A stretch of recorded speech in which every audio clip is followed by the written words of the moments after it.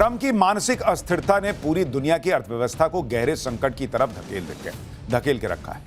Hormuz strait के खुलने नहीं खुलने को लेकर अभी भी भ्रम की स्थिति बनी हुई है। इस सब के बीच उनके बेसिर पैर की बयानबाजी, जिसने शांति की हर राह को और ज्यादा जटिल बनाकर छोड़ दिया है। कभी कहते हैं कि ईरान के साथ मिलकर काम करेंगे, वो हमारा दोस्त है, फिर उनकी सुई घूम जाती है और अगले मिनट में कहते हैं कि हम किसी भी वक्त ईरान पर बमबारी करने जा रहे हैं। कभी टैरिफ ब्लैकमेलिंग करके कभी ग्रीनलैंड पर हमले की योजना बनाने लगते हैं। कभी कनाडा को अमेरिका में मिलाने की बात कहकर ट्रंप अपनी इमेज को बुरी तरह खराब कर चुके हैं और अमेरिका को भी उन्होंने कहीं का नहीं छोड़ा है। कुल मिलाकर ट्रंप ने अपनी सनक और जो उनकी दिमागी हालत है, जो बहुत अस्थिर दिखती है, उसमें दुनिया में हर वो कुछ कर दिया है जो सेकेंड वर्ल्ड वॉर के बाद किसी भी अमेरिकी राष्ट्रपति ने नहीं किया था। अमेरिकी राष्ट्रपतियों से अलग हटकर ट्रंप कुछ नया करना चाहते हैं, लेकिन दिक्कत यह है कि नया करने की ट्रंप की चाहत अमेरिका से ज्यादा खुद के लिए है, खुद को महान बताने और अमेरिकी इतिहास में अपना नाम दर्ज कराने को लेकर है। सीधी सी बात यह कि ट्रंप के लिए उनका निजी हित, उनका निजी स्वार्थ, उनका अपना लाभ ज्यादा ऊपर है बजाय अमेरिका के। ट्रंप अमेरिकी हितों को छोड़कर कभी नोबेल शांति पुरस्कार पाने की सनक में डूब जाते हैं, कभी खुद की तुलना अब्राहम लिंकन से करने लग जाते हैं, कभी खुद को विश्व में शांति के मसीहा के तौर पर स्थापित करते हैं, तो कभी दुनिया का ताकतवर लीडर बनने का अभिनय करते हैं। लेकिन दुर्भाग्य से ट्रंप अब किसी भी किरदार में अमेरिकियों को जज नहीं रहे, बल्कि वो उन्हें एक फ्लॉप लीडर जैसे दिख रहे हैं। तो क्या ट्रंप का मायाजाल अब टूट रहा है? ईरान युद्ध ने ट्रंप नीति को और भी ज्यादा एक्सपोज्ड कर दिया है। अमेरिकी समझ चुके हैं कि उन्होंने एक ऐसे व्यक्ति को चुन लिया है जिसके खुद को महान बनाने के सपने में अहंकार और फूहड़ भाषा के घुटे हुए संस्कार हैं, जिसके लिए देश की सुरक्षा और संपन्नता से ज्यादा बड़ा है अहंकार, जिसके आगे वो किसी को भी बख्शने के मूड में नहीं, फिर चाहे वो फ्रांस के राष्ट्रपति इमैनुअल मैक्रो हों, ब्रिटिश प्रधानमंत्री कीर स्टारमर हों या ईसाइयों के सर्वोच्च धार्मिक गुरु पोप लियो। ट्रंप के कार्यक्रम में हुआ हमला किसने किया ये तो पता चल चुका है, लेकिन वजह क्या थी ये अभी सामने नहीं आया है। ट्रंप के विरोधी वॉशिंगटन हिल्टन होटल में हुई घटना को स्टेज यानी गढ़ा हुआ बता रहे हैं, पर ऐसा करना ट्रंप की सुरक्षा को लेकर सही नहीं कहा जा सकता। ऐसा नहीं है कि ट्रंप पर हमला पहली बार हुआ है। जुलाई 2024 में ट्रंप पर चुनावी करियर का सबसे खतरनाक हमला हुआ था। इस हमले में हमलावर ने रैली के दौरान छत से ट्रंप को निशाना बनाकर गोली चलाई थी।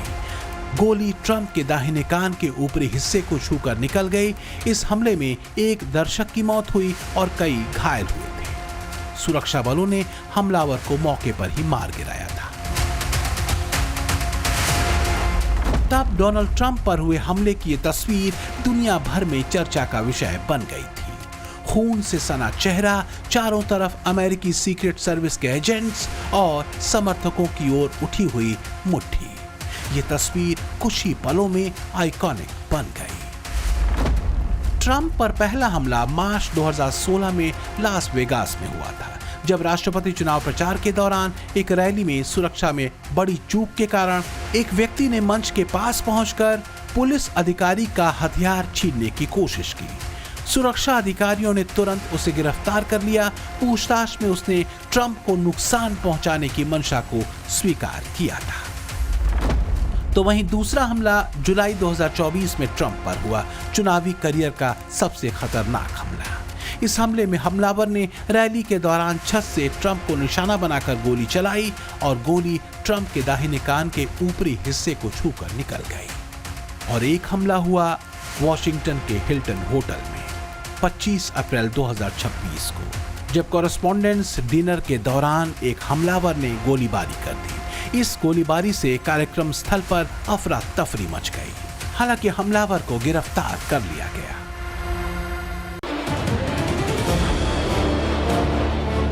सच ये है कि आज के दौर में ट्रंप वहां खड़े हो चुके हैं जहां से उनकी हर एक बात गहरे सवालों के घेरे में दिखती है।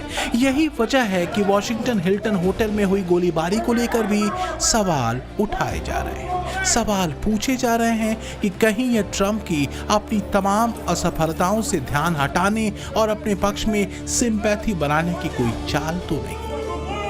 लेकिन इन सवालों को उठाकर किसी देश के राष्ट्रपति की जान जोखिम में नहीं डाली जा सकती और ना ही हमले या हिंसा को सही ठहराया जा सकता है। प्रधानमंत्री नरेंद्र मोदी ने ट्रंप के कार्यक्रम में चली गोली को लेकर ट्वीट किया। उन्होंने लिखा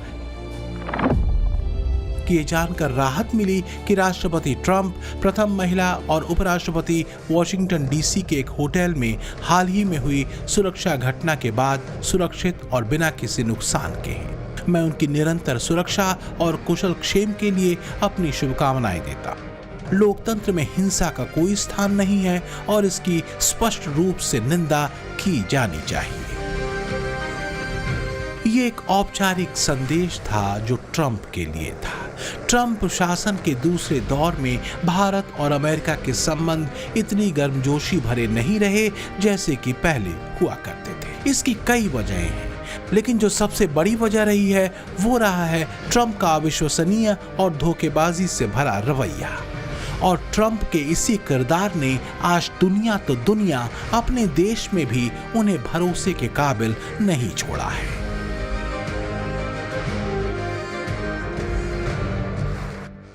कभी शांति तो कभी युद्ध, कभी दोस्ती तो कभी दुश्मनी का राग अलापते ट्रंप कितने एंगल घूम चुके हैं इसका अंदाजा खुद उन्हें भी नहीं। हां, दुनिया जरूर गणित लगाकर बैठी है कि चाहे कुछ भी हो जाए इस शख्स पर विश्वास नहीं करना। वैसे मैं आपसे पहले भी कह चुका हूं कि ट्रंप के दिमाग को ट्रैक कर पाना जीपीएस के बूते की भी बात नहीं। वो भी हाथ खड़े कर देता है भाई कि साहब कहां फंसा दिया मुझे। भाषा से लेकर भाव तक के पैरामीटर पर ट्रंप दुनिया में बदनाम हो चुके हैं। पिछले दिनों तो एक अमेरिकी सांसद ने ट्रंप की ईरान को लेकर इस्तेमाल की गई गाली गलौज वाली भाषा पर सवाल पूछ लिया था कि भाई दिमाग सही है ना, अपना नहीं तो अपने पद की गरिमा का कुछ ध्यान रख लीजिए। लेकिन ट्रंप को इससे कोई फर्क ही नहीं पड़ता। फिलहाल तो ट्रंप के लिए स्थिति अमेरिका में बेहतर नहीं। ट्रंप की फेल्ड युद्ध नीति को लेकर अमेरिका में विरोध तेज हो रहे हैं। युद्ध की फेल्ड रणनीति से लेकर अमेरिका और पूरी वैश्विक अर्थव्यवस्था को संकट में डालने तक के आरोपों में घिरे ट्रंप की बड़ी विफलता के चर्चे अमेरिका में गूंज रहे हैं। ट्रंप भले आत्ममुग्धता की लहरों में गोते लगाते रहे, लेकिन सच ये है कि अमेरिका में वो एक लूजर के तौर पर देखे जा रहे हैं, जिसने शांति के ढोंग से लेकर अपरिपक्व युद्ध नीति के साथ अशांति तक का जप किया और अब पूरी दुनिया उसका खामियाजा भुगत रही है।